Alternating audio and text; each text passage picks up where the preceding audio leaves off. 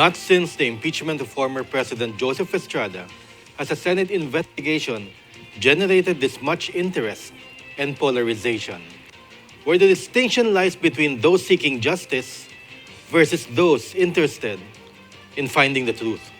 Hello, Philippines. I'm Butch Serrano. Welcome to the Fourth Estate.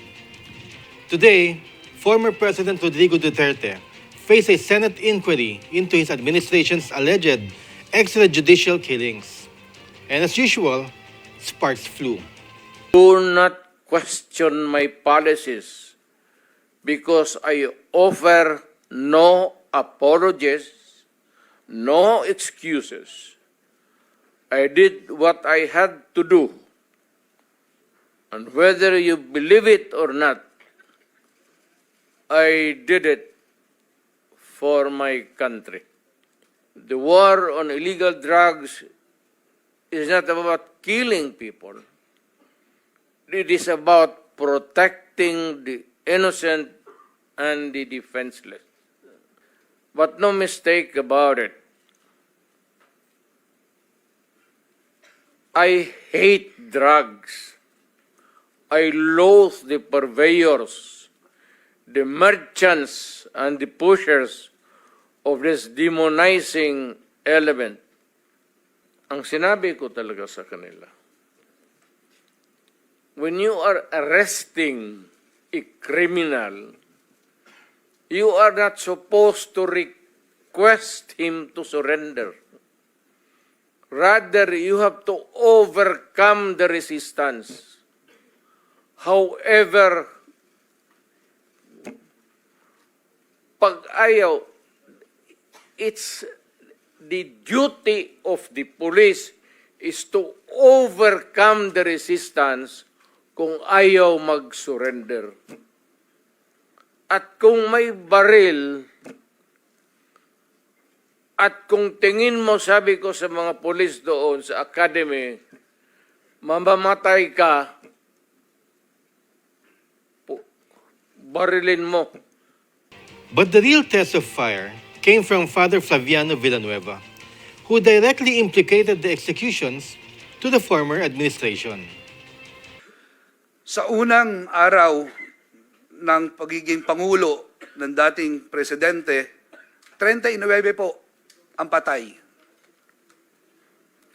Sa susunod na slide, bukod ito po si Gilbert, masabi ko lang, Barker, tinatay habang nagtatrabaho.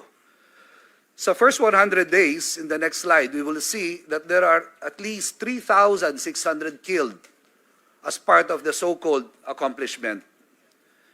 The following slide would give us better numbers or more gruesome numbers. 39 killed on July 1. The number of daily killings averaged or peaked at 49 on what we have called a one-time big time. 33 was the average number of killed. There were 122 children, sinasabing collateral damage daw. 58 killed in a day and in 3 days. And let me just say, given this carnage and along with death-appalling statements instructing police to kill, this points to one thing. There is a mad killer or killers at the loose. If this is not addressed, then we are doomed. At ito po ay pinatutuhanan ng sa susunod na slide ni Arthur Las Cañas, who said, and I quote, Duterte is the Lord of all drug lords in the southern Philippines. He is the most dangerous person in the southern hemisphere. End of quote. Another person na nagpatutuo po ay walang iba kung hindi si Edgar Matubato. Ang kanya pong winika ay, it was Mayor Duterte himself who recruited us. He was present when we were organized during a meeting at the Old Men Sang Hotel. He called us the Lambada Boys. Our work was to kill and only to kill. At the start of the Lambada Boys, actual killing served as our training to kill people who were defenseless and who were caught unaware. Ang hangad, katarungan sa bansang makadiyos, hindi dapat palakpakan ang pumapatay. Dapat ito kinakalinga at hinihilom. For his part, Senator Bato de la Rosa went ballistic, calling the priest's statements as out of context and propaganda. Problema lang sa inyo, Father. You are trying to capitalize my words for propaganda purposes. That's very bad, Father. Masama po yan. Huwag niyong gamitin, you do not take the word out of context para i-propagandize yung isang issue. Ako, sinabi ko shit happens because I'm blaming myself as the chief PNP. Nangyari yang nang hindi dapat nangyari. Namatay yung bata, tinamaan. Really, shit happens. Pero, when the media presented it, when the media articulated it in their papers, wow, iba na. Bato is demonyo na yung bata parang masaya pa dahil lang namatay yung bata. Mali po yun, Mr. Chair. But the real firefight came from two old enemies, former President Rodrigo Duterte and former Senator Laila de Lima. It is only fair na bigyan niyo ako ng 1 minute. And I have read, this is part of my speech, but I want to make it of record. Ito yung the long and short sa trabaho ko. Nung mayor ako, pati presidente ako, is that the jobs nung dalawang trabaho was never easy. And it was not meant to be. I have tried to do the best I can to address the problem of illegal drugs and without compromise. Kasali na lahat yung naririnig ninyo. Whatever it is, hindi ako nag-compromise. Sinabi ko, ito. Pagka pumasok kayo dyan, walang compromise, walang ariglo, walang usapan. Do not do it in my city. Nung presidente ako, sabi ko, bitawan ninyo. Kasi pag hindi, magkakaroon talaga tayo ng problema. For all of its successes and shortcomings, it was not a perfect one. Maraming mali. Baka may maraming krimen. Alam mo, gusto ko lang iiwan ito sa Pilipino. I would never have any other chance maybe in the future. That for all of the successes and mali o ano, I and I alone take full legal, moral responsibility. Yan ang iniiwan ko sa inyo. We all heard from the horse's mouth that there are indeed death squads and pointed to certain former PNP chiefs or chiefs of Davao. These are very clear. Davao Death Squad to liquidate criminals, suspected criminals.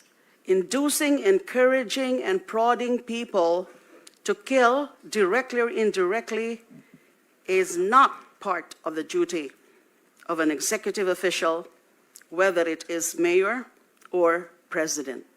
Malinaw po, yung Davao Death Squad andyan.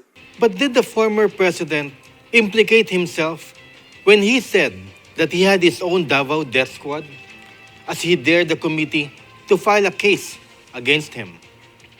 Maraming namatay, pero ang namatay, sir, mga kriminal.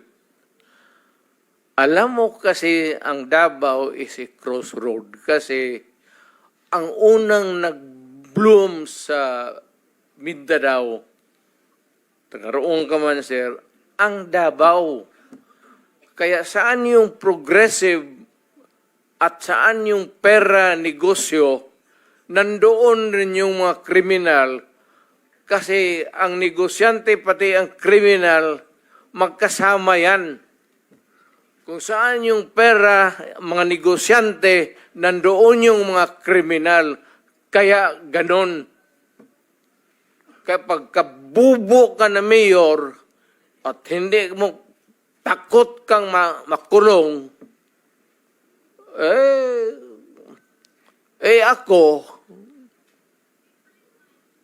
di makulong, di makulong. I can make the confession now, if you want. Mr. Chair. Talagang niyayari ko.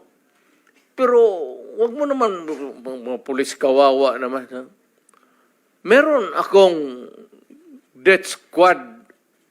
In the fulfillment of duty, sabi ko sa kanila, magpakamatay ako sa inyo. Pero pag nag-abuso kayo, nagpatay kayo ng tao, nag-hold up kayo, nag-kidnap kayo, putang ina, ako mismo ang papatay sa inyo. Huwag nating kalimutan, may bombshell na inamin ang dating presidente kanina. Sinimulan niyang i-implicate, ilaglag yung mga ilan sa mga dating PNP officials natin na involved daw sa Davao Death Squad noon. Pero sila mismo, sinabi nila na may death squad sila. Siya. Bagamat hindi daw pulis, may death squad siya. Yun yung iniimbestigahan nga natin dito, Mr. Chair. Yung war on drugs, yung extrajudicial killings na nangyari nung war on drugs, sinimulang modelo sa Davao noon, tapos iniimbestiga natin kung yun ang ginamit na template o modelo para i-scale up nationwide. So, bombshell yung sinabi po ng dating presidente na meron na silang death squad, anuman ang pangalan yan, police o non-police ba yan, kasi it looks like what we are investigating now, yung ginamit na instrumento para sa war on drugs na nagbunga ng napakaraming extrajudicial killings. You are For the record, Mr. correct, ma'am. Chair. Tama Thank you, ka talaga. Mr. Chair. Tama ka talaga. So, ganito na lang. Huwag na lang yung pulis. Kawawa yan, wala yung sa experience, Davao, ako. Imbestigahan niya ako. Set a date for an investigation para sa akin. Ako ang imbestigahan ninyo. At kunin ninyo yung record sa Davao yung namatay. At sabihin ko sa inyo kung wala akong taguin. Perhaps the most compelling truth that permeates our society is the former president's pronouncement that drugs is money. Money to win in politics. Makikita mo, sir, may problema tayo sa droga. Alam mo kasi ang droga, pera. Madali, kaya pumasok lahat, pati pulis. Lahat, it permits the entire fabric of our society. We are talking here of extrajudicial killing, but there is more to it than you look beyond. Kasi it's not really in the killing. Madali yan, sir. Madaling isulbat. Only, sabihin lang ng presidente na sa mayor. Mayor, lahat kayo, tawagin mo mayor. Ginawa ko yan. Tawagin ko, tapos mag-isang order. Tawagin ko sa Malacanang noon. Kinulong ko, tapos magsabi ako, ganito ang gusto ko. Kaya pero ito ngayon, sir, maraming mayor na pumapasok sa droga. Kasi nga, pera. Kailangan nila ng pera para maganda yung buhay, para sa kanya, pati mga anak, pati looking forward to fund the next election to stay in power. No one knows for sure where the Senate investigation will lead to. But for the Philippine Senate, the search for truth remains. And for the former administration of President Rodrigo Duterte, we can almost read between the famous line, "You can't handle the truth." The fight have only just begun. I'm Butch Serrano, and this is the Fourth Estate. See you next week.